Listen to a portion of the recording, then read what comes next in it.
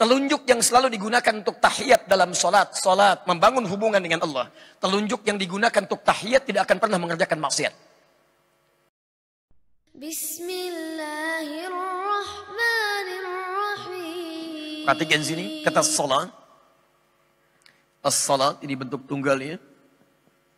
Seakar dengan kata silah. Kata dasarnya dari kata wasala yasilu silatan, kemudian jadi salat. Wasala yasilu silah. Sesuatu yang sampai atau terhubung dengan erat. Hubungan erat yang sulit untuk dipisahkan. Silah. Anda pernah dengar istilah silaturahim? Silaturahim, hubungan kasih yang sangat erat, yang sulit untuk dilepaskan. Bukan saat kumpulnya. Ini seringkali keliru ini. Ya. Silaturahim itu terwujud bukan saat kumpulnya. Tapi saat Anda berpisah setelah momentum pertemuan itu terjadi.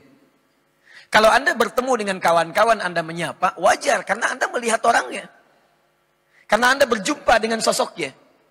Yang paling hebat itu setelah Anda berpisah, masih ada hubungan kasih antara Anda dengan kawan Anda, sehingga Anda mendoakan dia dalam kebaikan. Dalam sujud Anda doakan. Dalam doa Anda sertakan. Itu yang dimaksudkan hubungan yang erat, yang sulit untuk dipisahkan. Nah, hubungan yang melatih kita supaya terhubung dengan Allah erat dan sulit dipisahkan. Bukan hanya saat Anda terhubung dalam ibadah, tapi selesai ibadah Anda masih terhubung dengan Allah. Jalan ingat Allah, makan ingat Allah, minum ingat Allah, kerja ingat Allah. Maka ibadah yang melatih kita supaya terhubung erat dengan Allah, dirubah kalimatnya menjadi salat. Dalam bahasa sering diartikan dengan doa, karena dengan doa itu terhubung erat Anda dengan Allah Subhanahu wa taala. Karena itulah setiap aktivitas kita seringkali dibuka dengan doa. Tunjukkan pada saya, mohon maaf ya, tunjukkan pada saya, di kepercayaan mana yang dianggap sebagai agama, yang setiap aktivitasnya melekat dengan doa. Coba lihat, kita bangun tidur ada doanya. Anda cuci tangan ada doanya. Anda makan ada doanya. Anda melepas pakaian ada doanya. Pakai pakaian ada doanya. Urusan ke toilet pun ada doanya. Bahkan langkahnya diatur. Masuk kiri, keluar kanan. Masuk masjid pun ada doanya. Langkahnya diatur. Masuk kanan, keluar kiri. Tunjukkan. Dan doa itu bukan sekedar kalimat yang diucapkan. Tapi itu bangunan kita, konsepsi kita antara kita dengan Allah supaya ada ikatan. Bahkan kata Nabi, lihat kalimatnya. Saat Anda tidak tahu doanya pun, cukup ucapkan kalimat Allah. Kullu amrin dhibalin la yubda'u fihi bismillahirrahmanirrahim fahuwa abtar. Setiap perbuatan baik yang tidak diiringi kalimat Allah di dalamnya. Bismillahirrahmanirrahim. Paling singkat bismillah, abtar. Terputus hubungan dia dengan Allah. Gak ada nilai pahalanya. Bukan sekedar pahala yang penting, tapi hubungan Anda dengan Allah. Mau duduk, bismillah. Mau makan, bismillah. Mau minum, bismillah. Ba di sana, itu fungsinya ilsaq. Musahabah. Ada 14 jenis ba dalam bahasa Arab. Lihat di kitab Mughnil Labib an Kutubil A'arib. Karya Ibnu Hisham Al-Ansari. Halaman 15 sampai 59. Di situ ada 14 makna huruf ba. 14 makna. Ba dalam kalimat bismillah itu al-ilsaq wal musahabah. Ilsaq itu sesuatu yang sangat dekat. Makanya lem dalam bahasa Arab disebut dengan lisaq. Karena merekatkan satu dengan yang lainnya. Kenapa kalimat bismillah di situ menggunakan ba fungsinya ilsaq? Artinya orang yang akan mengerjakan sesuatu menyebutkan bismillah, seakan-akan kalimat Allah melekat dalam dirinya. Bismillah, saya akan minum karena Allah. Dan ketika dia minum, dia merasa dekat dengan Allah Subhanahu wa taala. Dia merasa dilihat oleh Allah. Dia merasa diawasi oleh Allah. Karena itulah orang-orang yang menyebutkan kalimat Allah punya hubungan dengan Allah. Ketika akan minum bismillah, dia tidak akan pernah menyentuh minuman yang tidak disukai oleh Allah Subhanahu wa taala. Karena ketika akan dia minum bismillah, dia tahu Allah lihat. Telunjuk yang selalu digunakan untuk tahiyat dalam salat, membangun hubungan dengan Allah. Telunjuk yang digunakan untuk tahiyat tidak akan pernah mengerjakan maksiat. 9 kali Anda gerakan. Anda ucapkan tahiyat. Subuh sekali, zuhur 2 kali, asar 2 kali, maghrib 2 kali, isya 2 kali, 9 kali. Mustahil telunjuk ini ketika selalu digunakan untuk tahiyat, Anda gunakan untuk maksiat. Tanda tangan proyek yang tidak disukai oleh Allah. Menulis sesuatu dalam media sosial yang dilaknat oleh Allah. Yang tidak disukai oleh Allah. Mustahil. Lisan yang digunakan untuk mengucap kalimat Allahu Akbar tidak akan pernah mengagungkan yang lain selain Allah. Lisan yang digunakan mengucap kalimat yang baik-baik dalam salat tidak akan pernah digunakan untuk mengucapkan kalimat yang kotor di luar salat. Karena itulah orang yang sholatnya benar, yang kenal dengan Allah, maka perhatikan. Bukan saat sholat saja dia kerjakan. Quran, surah keempat An-Nisa ayat 103. Paling kanan agak sedikit ke atas. Lihat konsepsinya. فَإِذَا قَضَيْتُمُ الصَّلَاةِ Maka jika sholat telah tuntas Anda kerjakan, فَذْكُرُوا اللَّهَ Maka orang yang sholatnya benar, dia akan langsung ingat kepada Allah subhanahu wa ta'ala. Di sholat yang dia kerjakan, menjadikan dia ingat Allah. Qiyaman. Mau dia langsung berdiri, ingat Allah. Begitu selesai sholat, Anda keluar, ingat Allah. Orang yang ingat Allah tidak akan melangkahkan kaki keluar masjid dengan kaki kanannya, pasti kiri. Orang yang ingat Allah tidak akan tertukar sandal. Begitu dia menggunakan sandal orang lain, maka hatinya akan berkata, ini bukan punya kamu. Tinggalkan. Karena ingat Allah. Wa qu'udan, duduknya ingat Allah. Wa ala junubikum, bahkan sedang tiduran pun ingat Allah.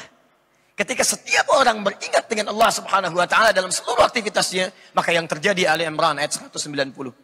Inna fi khalqis samawati wal ardi wa ikhtilafil laili wan nahari la ayatin li ulil albab. Ayat 191 ya. Alladzina yadhkuruna Allaha qiyaman wa qu'udan wa ala junubihim wa yatafakkaruna fi khalqis samawati wal ardi. Rabbana ma khalaqta hadza batila. Subhanaka faqina adzaban nar. Lihat langit, ingat Allah. Orang melihat langit cuma lihat bintang. Bintangnya bagus ya. Orang ini Masya Allah.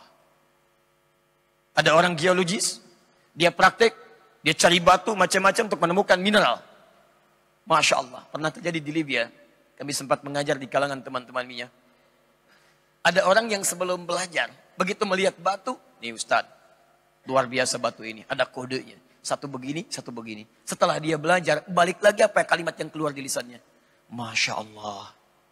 Masya Allah, kalau bukan Allah yang menciptakan Ustadz, tidak ada tanda antara satu dengan yang lainnya. Kita bisa bedakan begini, begini, dan begini. Perhatikan, perubahan terjadi. Ini yang disebut di hadis Muslim.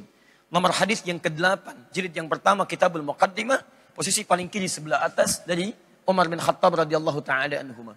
Sikap ini yang dibangun dengan pendekatan kepada Allah, melahirkan konsep siapa yang disebut dengan ihsan namanya. Jadi kalau seseorang sudah dalam aktivitasnya selalu ingat Allah, maka dia akan memastikan semua aktivitasnya sebagai ibadah dan dia merasa diawasi oleh Allah Subhanahu wa taala. Maka perhatikan kalimatnya.